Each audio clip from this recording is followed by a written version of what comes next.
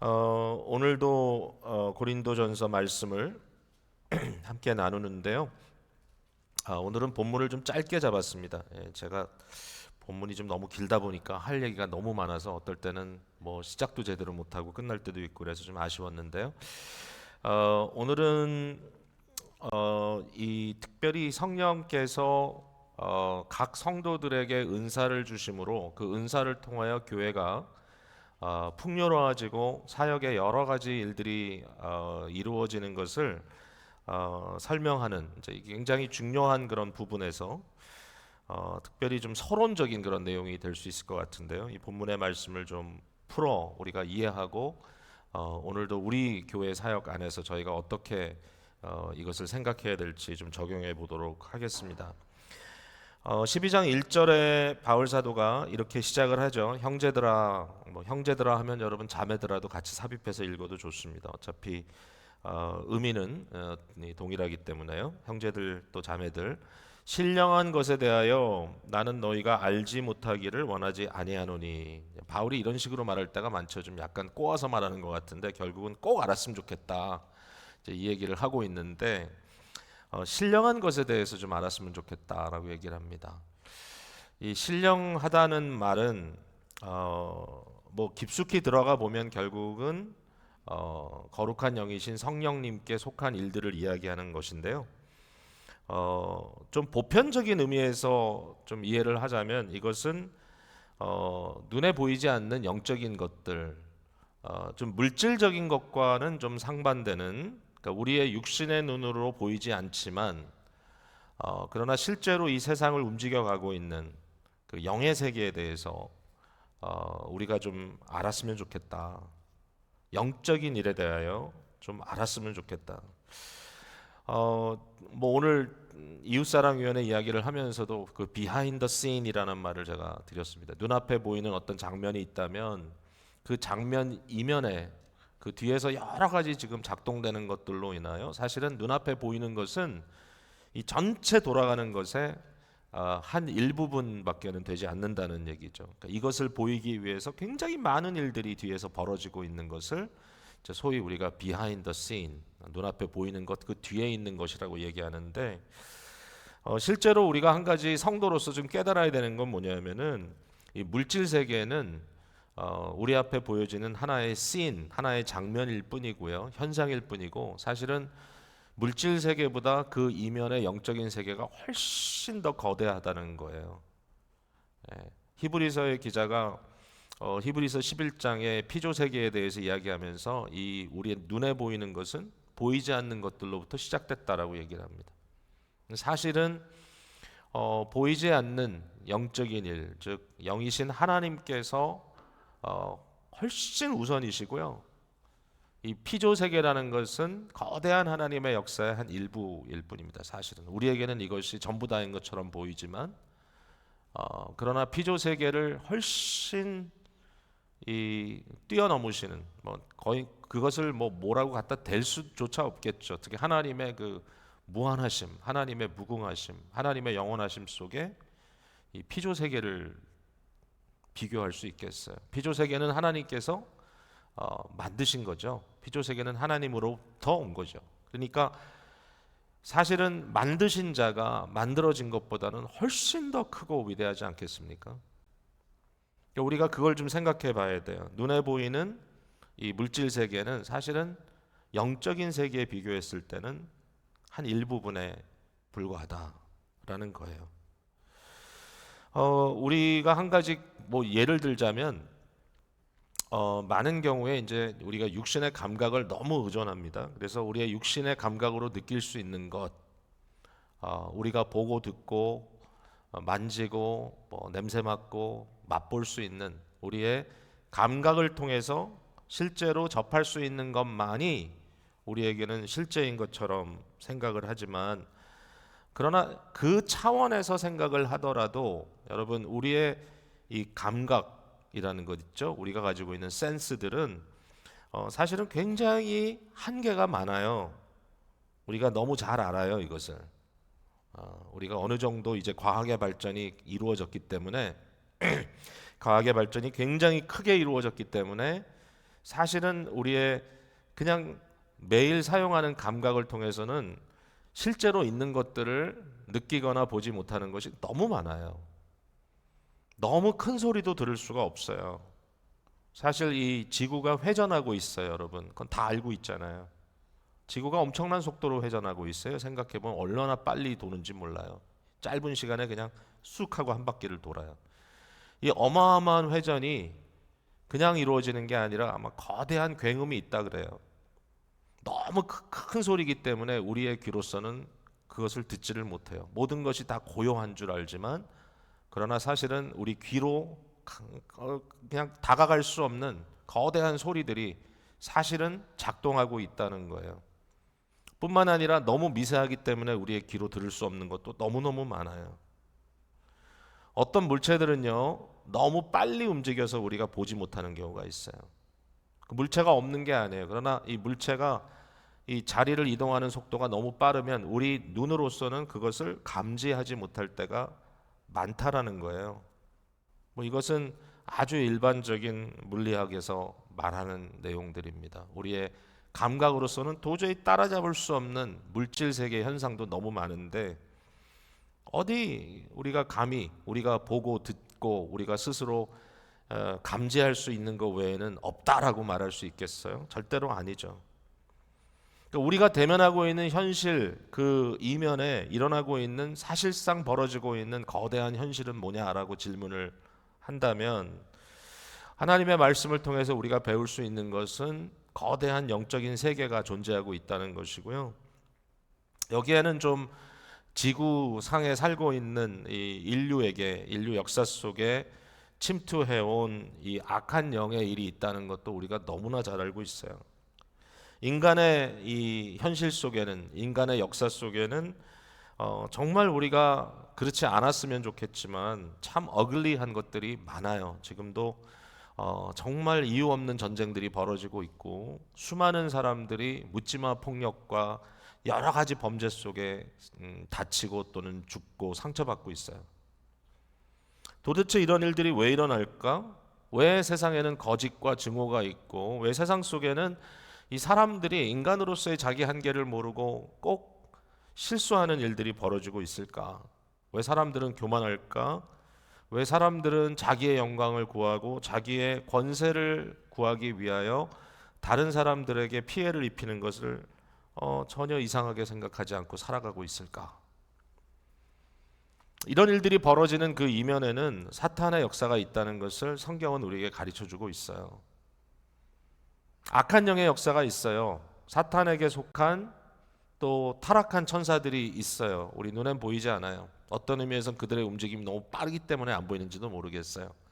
그러나 가끔은 그들이 스틸하게 멈춰서 사람들에게 이야기를 하기도 했어요. 성경에 보면. 이런 영적인 세계가 있고, 영적인 세계로 인하여 많은 사람들이 영향을 받고 있고, 사실은 우리 모두가 영향을 받고 있죠. 뿐만 아니라 거룩하신 성령의 역사가 있다라는 것입니다. 어떤 분이 논문을 썼는데, 성령의 역사는 단순히 구원을 이루시는 역사뿐만 아니라 이 세계를 하나님의 섭리 속에 이끌어 가시는 역사도 하신다. 결국은 지구가 회전하고 이 모든 세상, 이 물질 세계의 법칙이 그대로 유효하고 이것이 돌아가는 그 배경에는 여전히 모든 것을 붙드시는, 즉 하나님의 뜻을 실제로 이행하시는 성령의 역사가 있기 때문이다라고 결론을 내린 것도 읽어본 적이 있어요. 구원받은 저와 여러분에게는 놀라운 성령의 역사가 날마다 있어요. 성령께서 역사하시는 거예요. 여기에 대해서 무지하지 말라. 성령의 역사가 오늘 말씀을 통해서 저는 여러분에게 어떤 특별한 아주 굉장한 일이라고 표현하기보다는 사실은 항상 이루어지는 일이라고 말하고 싶어요. 그걸 좀 봤으면 좋겠어요. 성령께서 역사하시는 겁니다. 성령께서. 사실 성도들에게 제일 중요한 깨달음은 이거 내가 하는 게 아니라 나를 통하여 성령께서 하시는 거구나라고 하는 깨달음이에요. 이것을 깨달았을 때 너무 은혜가 돼요. 이것을 깨달았을 때 너무 생각이 올바라져요. 이것을 깨달았을 때 지칠 때도 새 힘을 얻게 돼요.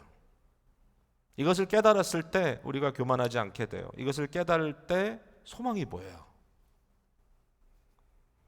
자, 오늘 본문 속에 각 사람에게 성령이 나타난다라는 말씀이 하셨습니다. 7절에 각 사람에게 성령을 나타내심은, 성령을 각 사람에게 나타내신다는 거예요.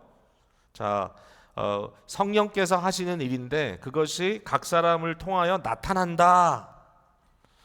성령께서 왜 나타내실까? 성령께서 왜 이런 일들을 하실까? 여기에 대해서 몇 가지로 한번 생각해 볼게요. 첫 번째 이유는 뭐냐면은 믿는 자들로 하여금 예수 그리스도가 주인 되신 것을 시인하게 하기 위해서 그렇게 하신대요. 각자가 무슨 일을 하든지 우리가 주인이 아니라 예수가 주인이라고 하는 것을 시인하고, 시인할 뿐만 아니라 그것을 마음으로 믿도록 만드는 것이 성령의 일이라고 말하고 있어요. 너희 안에 그리스도를 주로 삼아 거룩하게 하라는 베드로 사도의 말씀이 여기에도 똑같이 적용이 되는 것 같아요.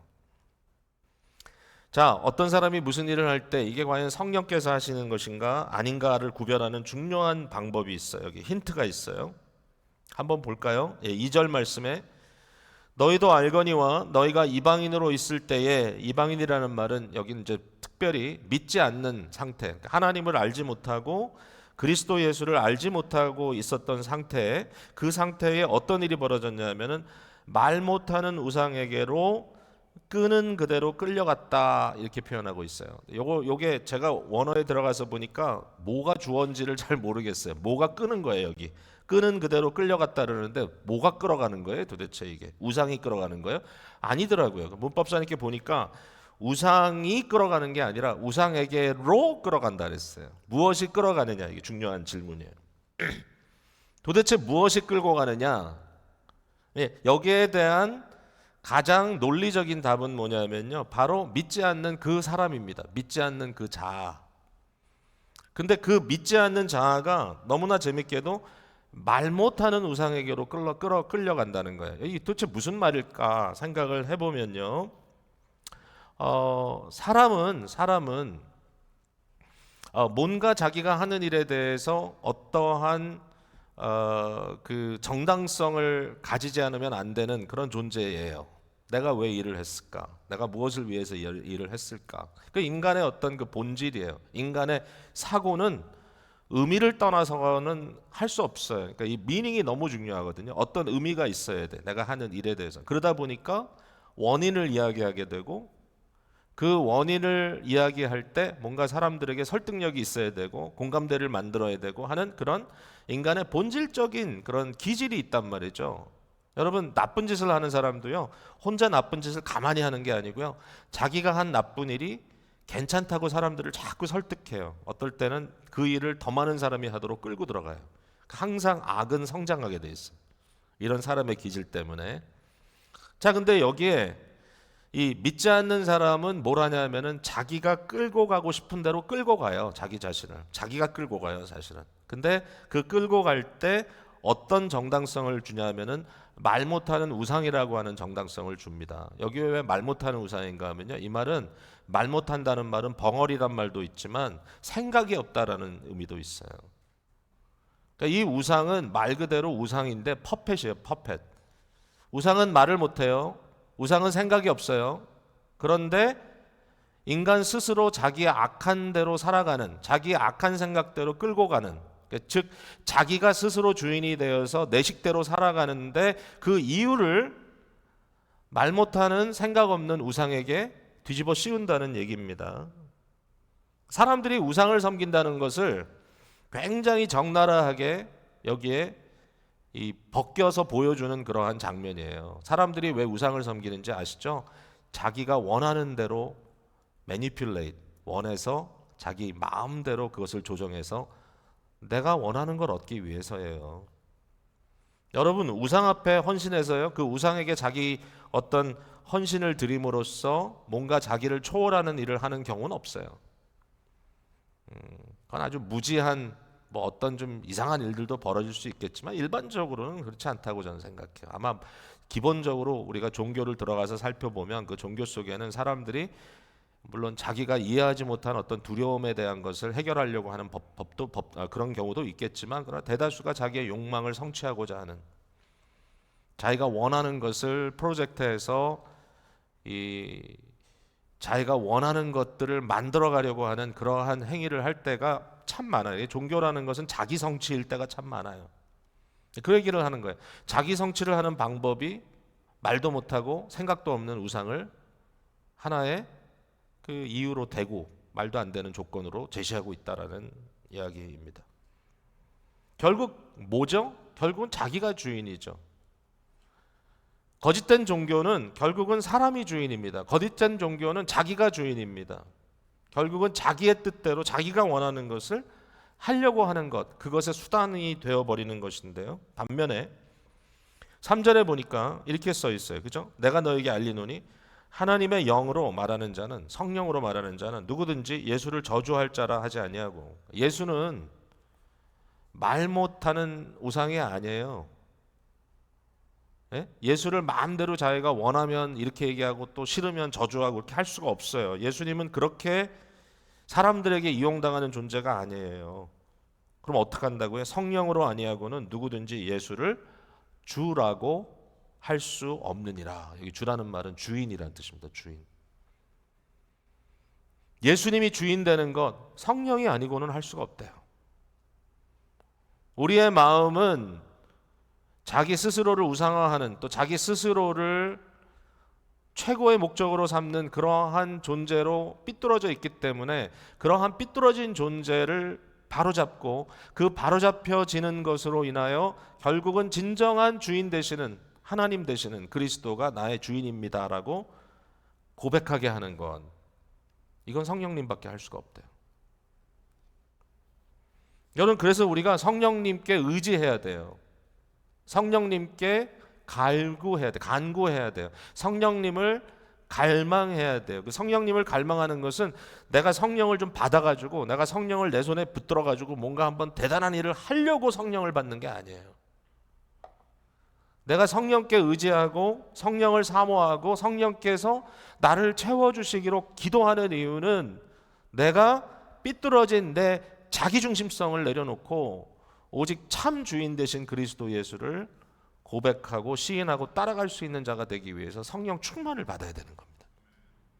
이걸 갈망하는 겁니다. 주님, 나를 극복하시고, 주님, 제가 제 자신을 내려놓고 오직 내 안에 주인 되신 그리스도가 그 주인으로서 나의 삶을 주관하실 수 있도록, 결국 우리는 이 하나님과의 이 위대한 이 관계 속에 온전히 의존하는 우리의 믿음과 그 믿음대로 절대로 우리를 버리지 아니하시고 하나님의 하나님 되심을 끝끝내 보여주시는 그 하나님의 정말 이루 말할 수 없이 끈질긴 사랑, 이 사랑의 관계 속에 우리는 우리의 존재의 참 의미를 계속 발견하게 되는 거거든요. 그러니까 성령님께서 각 사람에게 나타나시는 이유는 우리로 하여금 예수 그리스도를 우리의 주인으로 모시도록 하기 위함이다. 그래서 성령께서 나타나셔야 합니다. 자, 두 번째로 성령께서 나타나셔야 되는 이유가 뭐냐? 교회에 다양한 사역의 은사를 주시기 위해서다라고 말하고 있어요. 교회에 다양한 사역의 은사를 주시기 위해서다. 여기 강조된 것을 한번 보세요. 4절, 5절, 6절. 강조에는 항상 반복이라는 것이 있죠. 은사는 여러 가지나, 직분은 여러 가지나, 또 사역은 여러 가지나, 이 여러 가지라는 말이 3번이나 반복이 되는데요. 원어 헬라어에 보면은 다른 단어들 제일 앞에 모든 각 줄마다 여러 가지라는 단어가 제일 앞에 나옵니다. 우리말로 번역을 하다 보니까 어쩔 수 없이 은사라는 말이 앞에 나왔어요. 은사는 여러 가지나, 그러나 원어에는 여러 가지다, 은사가 이렇게 나와 있습니다. 우리말에는 직분은 여러 가지나, 원어에는 여러 가지다, 직분이. 6절에는 여러 가지다, 사역이. 여러 가지라는 말이 제일 앞에 나오는 것은 헬라어 문법을 공부한 분들은 아시지만 헬라어에서 앞에 나온다는 것은 강조입니다. 그래서 앞으로 끌어내는 거예요. 그 말을 먼저 하는 거예요. 이게 제일 중요한 거기 때문에. 여러 가지라는 것, 그 일을 성령께서 각 성도에게 주신다라는 거예요. 여기에 이제 은사라는 말이 이제 등장을 합니다. 은사라는 단어는 이제 카리스마라고 하는 단어인데, 요즘은 이제 카리스마가 있다 그러면은 뭔가 이렇게 대단한 위엄과 사람을 움직일 수 있는 능력이 있다는 것, 보통 카리스마가 있다 이렇게 얘기를 하는데, 사실 카리스마라는 말은 사실은 카리스라는, 그러니까 은혜로 주시는 선물이에요, 선물. 카리스마라는 말은, 카리스마는 내가 있는 게 아니라 그것을 하나님께서 주셨다라는 의미입니다. 그러니까 저와 여러분에게 어떠한 카리스마를 주셨다, 은사를 주셨다라는 겁니다. 선물입니다. 영어로는 이걸 또 인다우멘트라고 말하기도 하는데, 인다우멘트의 개념은 뭐냐면은 우리에게 그것을 이렇게 부여해 주셨다, 수여해 주셨다, 이런 뜻이죠. 인다우멘트라는 말은 보통 이제 학교들이 이 자체적으로 얼마나 많은 자금을 보유하고 있는가, 이제 이걸 얘기할 때 인다우멘트가 얼마나 있어 이렇게 얘기를 하거든요. 내가 지금 가지고 있는 이 보유액이 얼마나 되느냐. 이 인다우멘트는 사람들이 이렇게 기증하는 돈들이에요. 예, 뭐 학교가 뭐 비즈니스를 하는 것만은 아니죠. 물론 이제 교육도 하나의 비즈니스화 될 수 있지만, 그런 비즈니스의 개념이 없는 학교들도 자산이 있어야 되잖아요. 그럼 자산을 어디서 가져오느냐? 인다우멘트를 통해서 이제 받게 되는데, 이 기부금이죠. 독지가들이 헌금하는 건데, 이제 대다수의 경우는 인다우멘트를 낼 때 어떤 목적을 위해 써달라 이렇게 하면서 이제 독지가들이 기부를 합니다. 네, 많은 경우에는 이제 한 생애를 다 살아가시고 이제 삶의 마지막을 정리하실 때 내 재산의 일부를 이 교육 기간을 위해서 내가 인다우멘트로 내놓겠다 이렇게 하면은 이제 그게 큰 기프트가 될 경우가 많은데, 제가 재밌는 얘기 하나 들었는데, 저희 교회가 얼마 전에 그래도 우리로서는 굉장히 큰 액수를 헌금을 해가지고 웨스트민스터 신학교에 채플 새로 신축하는 그 기금으로 저희가 헌금을 했는데, 그 헌금을 이제 전달을 했는데 우리 학교 총장이 너무 감동을 받아가지고 그 기금을 이 주빌리 교회에서 했다라는 걸 가지고 그 내부의 직원들한테 다 이메일을 해서 자랑을 했다고 제가 나중에 들었어요. 그래서 모두가 다 이제 주빌리 교회에서 했다. 그런데 이제 실제적으로 개교회가 헌금한 거로서는 굉장히 큰 액수라고 이렇게 얘기를 하시더라고요. 그래서 참 너무너무 감사하다고, 가을에 꼭 한번 교회를 방문할 기회를 달라고 이렇게 얘기를 하셨는데, 어쨌든 한 300만 불 정도 든다고 하니까 저희가 이럭저럭, 또 제가 또 이제 개별적으로 우리 교회 관계된 분들하고 헌금한 것까지 모아가지고 한 8만 5천 불 정도를 전달을 해드렸거든요. 그러니까 그 액수가 적지 않죠. 근데 300만 불에 비하면 아직도 갈 길이 멀잖아요. 그래서 도대체 얼마나 모금이 됐습니까? 라고 이제 물어봤더니, 어쨌든 올 12월에 이제 그라운드 브레이킹을 시작을 할 텐데 지금 다 준비가 됐는데 채플은 아직 이게 비용이 다 충당이 안 됐는데, 사실은 엔다우멘트가 들어왔다는 거예요. 어떤 사람한테 기부금이 들어왔대요. 그 전액이 다 들어왔대요. 사실은 다 이 300만 불 쓸 수 있는 돈이 다 들어왔대. 근데 조건이 있어요. 조건이. 예, 그 돈을 낸 사람이 돌아가셔야 그 돈이 나와요. 예, 그래서 이제 우리가 이야기하면서 서로 웃었는데, 예, 돌아가시도록 기도할 수도 없는 거고, 그죠? 예, 그래서 근데 이런 기부금은 왜 이런 식으로 주는지 모르겠어요, 솔직히. 예, 내가 죽거든 이 300만 불을 채플 위에 써라 이렇게 돼 있어요. 채플은 빨리 져야 되는데 지금. 예, 자, 성도 각 사람에게 성령께서 인다우멘트를 주셨다는 거예요. 성도 각 사람에게 성령께서 카리스마를 줬다는 거예요. 우리에게, 각 사람에게.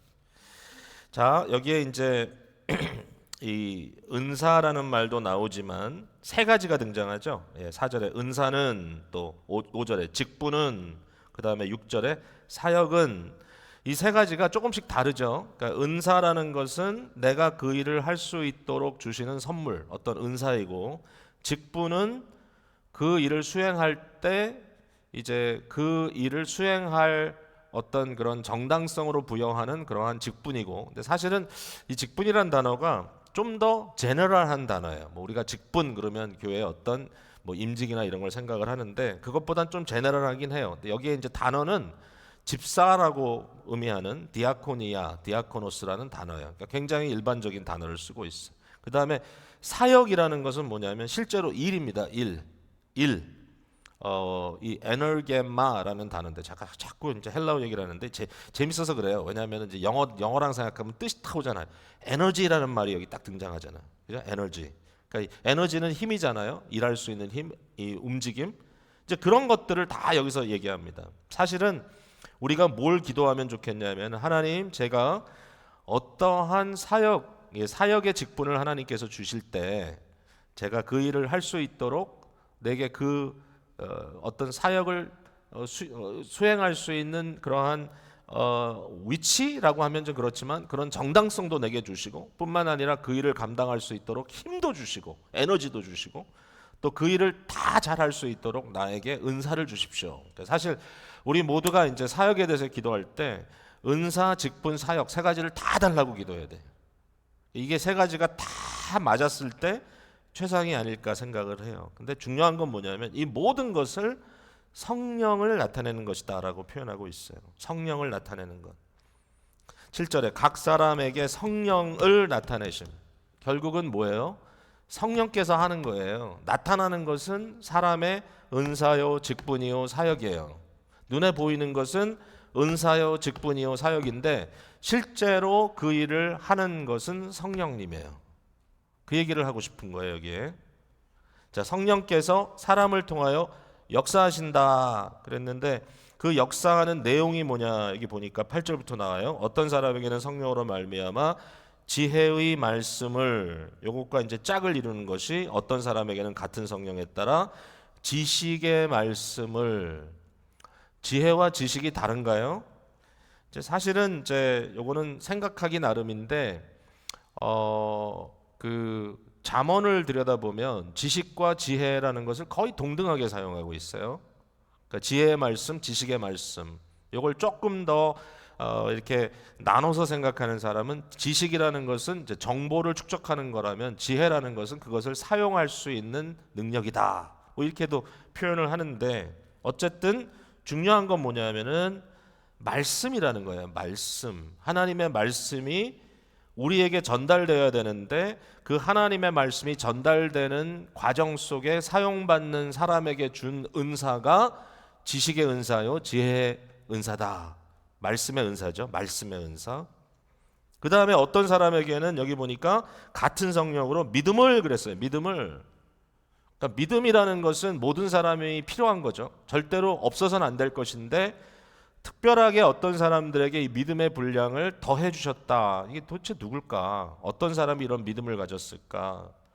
여러분, 믿음이라는 것은요, 보이지 않는 것의 실상입니다. 믿음은요, 남다른 믿음이라는 것은 뭐냐면은 도저히 보이지 않는 현실, 눈앞에 도저히 드러나지 않는 현실을 하나님의 역사에 의지하여 그것이 실제로 이루어지도록 할 수 있는 그 기능, 그러니까 어떤 가능성을, 포텐셜을 결국 현실로 이끌어낼 수 있는 그 역사, 그것을 믿음의 역사다, 이렇게 우리가 말할 수 있을 겁니다. 우리가 생각해 보면 어느 누구도 내가 했다라고 말할 수 있는 사람은 아무도 없지만, 그러나 우리 교회가 지난 한 25년, 이제 6년 차 넘어가는 이 시점에서 정말 한때는 우리 교회라는 것은 하나의 개념뿐이었지 사실은 사람도 없고 어떤 물체도 없고 사실 어떤 사역이라고 말할 수 있는 것도 사실상 대단치 않았거든요. 그냥 모여서 몇 분이 예배드린 걸로 시작을 한 건데, 그럼에도 불구하고 오늘날 기쁨의 교회 그러면 필라델피아에 기쁨의 교회가 있대라는 말은 한국에 가서도 사람들이 다 얘기해요. 필라델피아 가면 기쁨의 교회가 있대. 언제 그렇게 됐어요? 저희가 실상이 됐어요. 실상이. 여기에 이렇게 건물도 세워지고 볼 때마다 너무 감사해. 이렇게 널찍한 곳에 저희가 함께 모여서 마음껏, 특별히 젊은 세대들이 막 막 시끄럽게 떠들면서 다니는 모습을 보면 너무 마음이 흐뭇해요. 언제 이렇게 됐지? 자, 다시 말씀드립니다. 이것은 성령께서 하신 일입니다. 그죠? 근데 그것을 이루실 때 믿음의 결단들을 하게 하셨어요. 중간중간에. 그걸 이제 지혜롭게 온전하게 하는 것이 되게 중요했는데, 우리가 나름 뭐 인간으로서 실수한 것도 분명히 많겠지만, 그러나 믿음의 은사를 주셨다 말할 수 있어요. 능력, 여기 보니까 병 고치는 은사라는 말도 있어요. 여러분 2000년 전에 병을 고친다는 것은 굉장히 어려운 일이었어요. 병이 들면 사람은 보통 죽어요. 웬만하면. 여러분 감기 걸려도 죽던 시대입니다. 병을 고친다는 것은 쉬운 일이 아니었어요. 사실은 의사한테 가도 도리어 문제를 더 크게 키우는 적이 많았어요. 그러니까 오늘과는 전혀 다른 그런 시대에 의사가 있었어요. 누가도 의사였어요. 바울은 항상 누가라고 하는 병 고치는 의사를 데리고 다녔어요. 왜? 자기가 너무 연약했기 때문에. 여러분 이걸 생각해 보면 오늘날 이렇게 막 기합 주고 얍얍 이러면 병이 낫는다. 뭐 저는 이 기도를 통하여 병을 낫는 것은 성경이 우리에게 허락하신 하나의 방편이라고 생각해요. 야고보서에 보면 너희들 가운데 병든 자가 있느냐? 교회에 병 고치는 자를 청할 것이요 그렇게 안 하고요. 교회의 장로들을 청할 것이요. 즉 영적인 치리자들을 청해서 영적인 대화를 나누고 너희 안에 있는 죄를 고하고 병 낫기를 위하여 기도하라 그랬습니다. 병 낫기를 위해서 기도하는 것은 굉장히 귀한 일인데 거기 보면 기름을 바르고라는 말도 나오는데 저는 그것은 의학적인 어떤 방법들을 동원할 수 있다라고 저는 생각합니다. 어쨌든 병을 고칠 수 있는 일들이 이 교회 안에 또 사회 안에 있다는 것은 너무나 감사한 일이고 능력을 행하는 것, 그 다음에 여기에 예언한다 그랬어요. 예언. 그러니까 이 예언이란 것은 성경이 완성되기 이전에 예언의 말씀을 통해서 하나님께서 지금 어떻게 이 구원의 역사를 움직여가고 계시는가를 영적인 감수성을 통해서 보여주는 그런 사람들이 있었습니다. 사도 시대에는 예언자들을 인정했습니다. 그들의 역할이 있었어요. 심지어는 사도 바울도 예언자들의 제재를 받기도 하고 예언자들을 통하여 그가 나갈 길을 생각하기도 하고 아니면 금하기도 하고 여러 가지 일들이 있었던 것도 볼 수가 있죠. 굉장히 중요한 시대적인 발상이죠. 영들을 분별하는 것, 그러니까 영적으로 굉장히 중요한 어떤 그 센시티비티를 갖고 있는 것. 또 하나 여기 보니까 이런 말이 있어요. 각종 방언을 말한다. 각종 방언을. 그러니까 우리가 일반적으로 이제 오늘날 기도 중에 방언을 한다 그랬을 때, 저도 뭐 굉장히 익숙한 일이에요. 그러니까 기도할 때 이제 방언을 하고 하는 것이 전혀 생소하지 않은데, 그러나 그 일반적으로 방언을 한다고 했을 때 그 말은 소위 말하는 어떤 황홀경 속에 내가 스스로 말하지 않는 말을 굉장히 이 나의 어떤 의지를 떠나서 하는 그런 이제 경우를 얘기를 하는데 어떤 경우는 또 이제 뭐 방언을 하다 보면 자기가 하고 싶을 때 언제든지 하는 그런 경우들도 있어요. 근데 사실 여기에 이제 중요한 그 단어적 설명이 나오잖아요. 뭐죠? 각종 방언이라고 써 있잖아요. 각종 방언. 원래 방언이라는 말은 언어란 뜻이거든요. 그러니까 여기에서 말하고 있는 것은 하나님의 말씀이 전달되는 수단으로 여러 가지 언어가 지금 동원되고 있는데 이것을 초자연적인 언어라고 말을 한다고 해도 제가 뭐 그걸 거부하고 싶진 않아요. 그런 일들이 오늘날에 우리가 일반적으로 말하는 방언과 어떤 연결이 있느냐. 방언을 통해서 자기 나름대로 기도 생활을 유지하는 분들에게 이 자리에 그런 분들이 계시다면 제가 여러분들의 그 일에 대해서 절대로 금하거나 제재하고 싶지 않아요.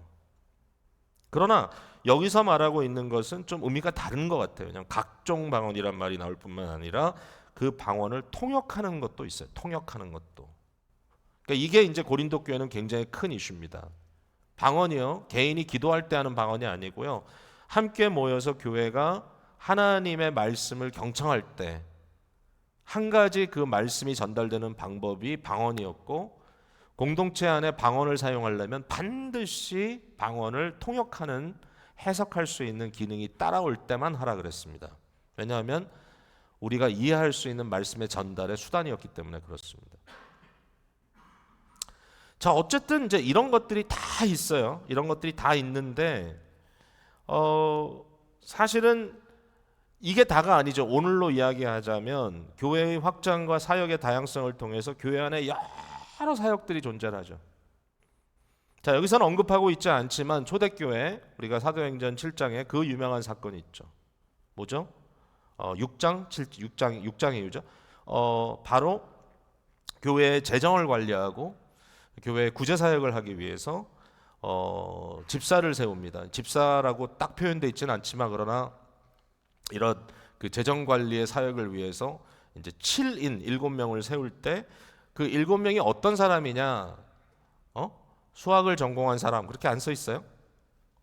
소셜 워크 한 사람 그렇게 안 써 있어요? 거기 보면 그렇게 써 있지가 않고 성령과 믿음이 충만한 사람이라고 되어 있어요. 그건 뭐예요? 이러한 사역마저도 성령께서 그들을 통하여 나타내는 방식이라는 거예요. 성령의 역사다. 자, 지금 설명한 이 모든 내용을 보면요, 저는 이렇게 생각해요. 이것이 초자연적인 은사만 있는 게 아니라 초자연적인 면과 자연적인 면이 조화를 이루고 있다라고 생각해요. 저는 초자연적이라는 것을 생각할 때는 우리가 그것은 기적이라 그러죠. 기적이라는 것은요 항상 일어나는 게 아니에요. 기적은 좀 이렇게 느닷없이 일어나요. 어느 순간순간 이제 불가능하다고 생각할 때 하나님께서 어떤 기적의 일을 통해서 안 될 일을 되게 하시는 경우가 있어요. 그러나 기적은 지속 가능한 일이 아니에요. 매번마다 기적으로 우리를 인도하시진 않으세요. 기적은 하나의 사건이에요. 사건, 이벤트. 그러나 교회를 이끌어가는 것은 이런 사건으로 이끌어가는 게 아니에요. 교회를 이끌어가는 직분은 이러한 느닷없이 나타나는 일을 통해 하는 게 아니에요. 가만히 있는데 어느 순간에 갑자기 기적이 나타나야 확 하고, 기적이 나타나야 확 하고, 아무것도 안 하고 그냥 가만히 있다가 성령님 나를 움직여 주세요. 어느 날 갑자기 확 하고, 이런 게 교회가 이루어지는 게 아니에요. 교회의 사역, 교회의 직분, 교회에 일어나는 일들이라는 것은 지속 가능해야 돼. 지속 가능해야 돼. 지속적으로 하는 거예요. 지속적으로. 말씀의 은사가 있다. 그러면 은사만 가지고 되는 게 아니에요. 소위 내가 성령께서 내게 말씀하시면 하겠습니다. 이게 아니잖아요. 말씀을 연구해야 되고, 말씀을 공부해야 되고, 언어도 배워야 되고, 어떻게 하면 이것을 잘 전달할 수 있을까 고민도 해야 되고, 이 sustainability, 이 지속성이 너무나 중요하기 때문에 이 지속성이 없는 은사를 말하고 있지 않다라는 거예요. 여기에 교회를 온전케 하는 은사는 그냥 초자연적인 은사만이 아니라 초자연적인 것과 자연적인 것이 같이 가는데, 중요한 메시지는 뭐냐면은, 우리가 인식해야 될 것은 뭐냐면은, 그것을 이루시는 배경에는 성령께서 하신다는 거예요. 성령께서 이루신다는 거예요. 내가 하는 게 아니구나. 우리 각자 해야 할 일들이 있으나 그러나 결국 성령께서 한다는 거예요. 제가 예전에 이런 말씀 한번 드린 적 있죠. 몇 번 한 것 같기도 하고.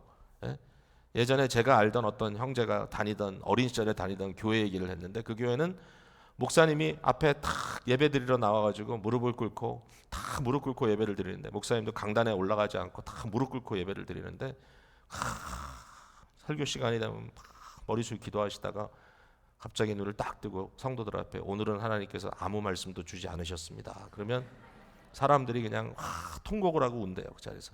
왜 우리를 버리시나이까? 여러분, 어떻게 교회가 그렇게 서스테인 되겠냐고요. 아주 편해요. 왜? 이 성령께서 하시는 거니까, 나가 지금 설교하러 나왔는데 아무 생각이 안 나. 그러면 말씀을 안 주신 걸 어떻게, 오늘은 성령님께서 아무 말씀도 주지 않으셨습니다. 그러면 마치 그 성도님들 자기가 기도 안 한 탓인 것처럼 다 가슴을 치면서 회개하면서, 주여 주여, 다 우리 잘못입니다. 무슨 우리 잘못이에요? 설교 준비를 안 한 잘못이지, 목사가. 그러니까 이 서스테이너빌리티가 없는 은사를 말하고 있는 게 아닌데, 사람들이 너무 교회 안에 있는 것들을 이런 초자연적인 것으로만 이해하기 때문에 문제가 생긴다는 거예요. 양면답니다. 사실은 전에는 그런 은사가 없었는데요, 전에는 너무 수줍어하고 저는 너무 내성적이고 사람들 앞에 가면 벌벌 떨던 사람인데 어느 날 한 몇 년 있다 만나보니까 막 말씀을 전하는데 너무 잘 전해. 어떻게 된 거지? 성령께서 역사하시는 거예요. 그러나 느닷없이 그 순간만 하시는 게 아니고요. 계속 주님께 의지하는 자에게 하나님께서 그 사람을 사용하시는 겁니다. 이거 제가 오늘 좀 설교를 빨리 끝내려고 작정하고 나왔는데 또 시간은 지나가서 제가 또 이거 찾아보긴 그런데 제가 말씀만 드릴게요. 출애굽기 35장에 보면은 그 부살렐하고 오홀리압이라고 하는 두 사람이 등장을 하는데 이 사람이 누구냐면은 그 성막을 짓고 나서 이제 여러 가지 성물을 만들지 않습니까? 금과 뭐 이런 거 구리 이런 걸 가지고 근데 그 일을 잘하는 사람들이에요. 근데 이 사람들에게 거기 보면 분명히 이 말이 반복해서 나와요. 성령의 충만케 하심으로 성령께서 은혜를 주심으로 저들이 금속을 다루는 기술을 정교하게 할 수 있었다 이렇게 얘기를 합니다. 이건 기술이에요. 그러나 그 일을 하는데 성령님께서 그 일을 하게 하셨다는 거예요. 이게 올바른 해석이에요. 자, 마지막으로 왜 성령께서 우리에게 나타내셨는가? 여기는 이것은 모두가 함께 유익을 누리게 하기 위함이다 그랬습니다. 7절에 각 사람에게 성령을 나타내시면 유익하게 하려 하십니다. 유익하게 하려 하십니다. 성령께서 자신을 나타내시는 일인 것을 우리가 인식해야 돼요. 나를 위해서가 아니에요. 모두를 유익하게 하기 위해서요. 성령께서 뜻대로 하시는 일임을 인식해야 돼요. 11절에 이 모든 일은 같은 한 성령이 행하사 그 뜻대로 각 사람에게 나누어 주시는 것이다. 그 뜻대로. 마치 어떤 느낌인가 하면은 연출가가 있고요. 그 연출가가 각 배우들에게 대본을 나눠주고 자기 배역을 하도록 시키는 것과 같은 느낌이에요. 이 본문을 보면 교회의 연출가는 성령님이시고 결국 성령님께서 우리 각자에게 은사와 직분과 사역을 나눠주시고 각자가 할 수 있는 일들을 주시고 또 할 수 있도록 은사를 베풀어 주시고 또 그 은사가 서스테인 할 수 있도록 사역이 될 수 있도록 힘을 주시고 이 모든 것들을 해주시는데 궁극적인 목적은 뭐냐면은 그리스도가 역사하심이 나타날 수 있도록 그리스도가 주인 되심이. 그러니까 제일 중요한 건 뭐냐면은 이게 이제 우리의 목적이에요. 우리의 비전이에요. 기쁨의 교회 비전. 우리 교회가 어떤 비전을 갖고 있느냐? 여기에 와서 교회를 바라보는 사람마다 이 말을 해야 돼. 여기에 그리스도가 계시는구나. 여기에 그리스도가 계시는구나. 이게 이제 사람들이 모인 곳이 아니구나. 여기에 그리스도가 계시는구나. 이렇게 말할 수 있으면 건강한 교회입니다. 건강한 교회입니다. 우리가 성도들로서 서로를 귀히 여기고 서로를 사랑하는 것은 맞는데요. 하지만 사역에 있어서 그 사람이 하는 것으로 보면 안 돼요.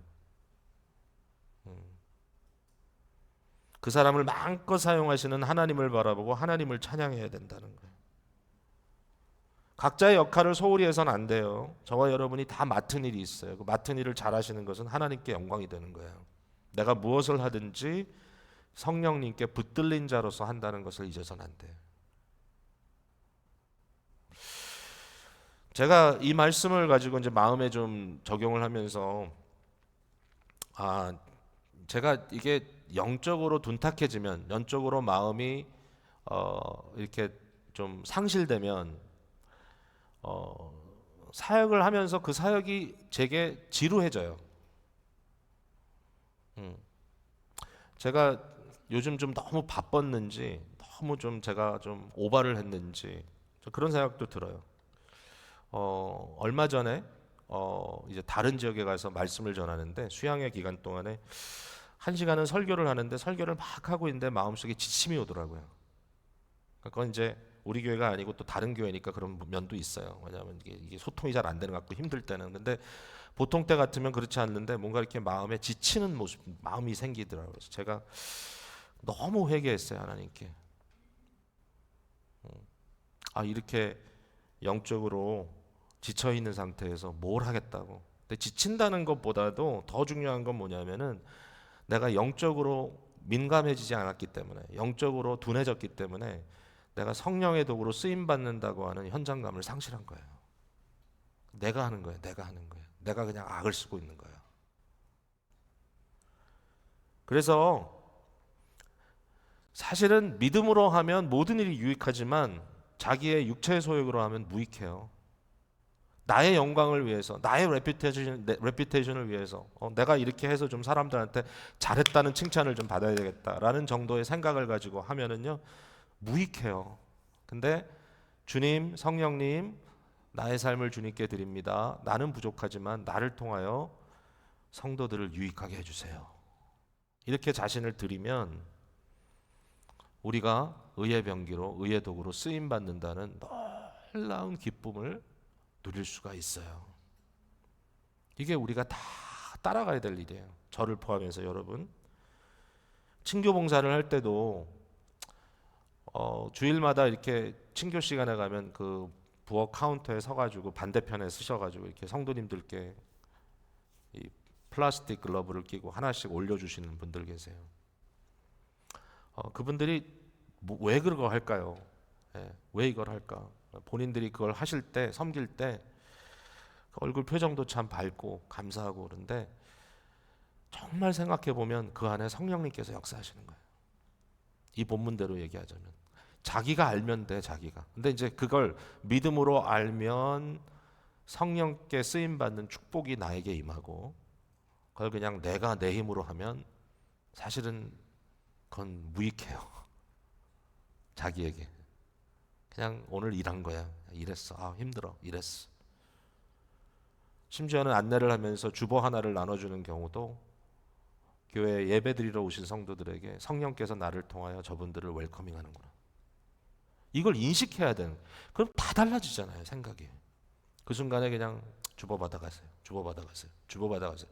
그게 아니고 미화 봉사하는 분들이나 뭐 꽃꽂이 하는 분들이나 기악과 성악하는 분들, 찬양대 찬양하는 분들, 최근에 찬양대 새로 조인하신 분들이 너무 행복하다고, 찬양이 너무 기쁘고 은혜가 된다고, 성령의 도구로 기악, 성악, 말씀 뭐라든지 간에 매 순간에 힘들다 하지 마시고, 힘들 때는 좀 쉬기도 해야 돼요. 저도 좀 그렇게 필요할 때가 있어. 좀 잠시 쉬어야 되나. 그럴 수도 있어요. 그러나 그것보다 더 중요한 것은 매번 내가 주인이 아니고 예수 그리스도가 나의 주인인데, 주인 되신 그분께서 성령을 통하여 이 일을 하시는구나. 내가 쓰임 받는 기쁨. 그러면 뭐 교회가 얼마나 행복하겠어. 너무 중요한 얘기를 여기서 사도 바울이 고린도 교회에 주신 것 같아요. 우리에게도 이 말씀이 깊숙이 들어오게 되기를 주님의 이름으로 축복을 드립니다.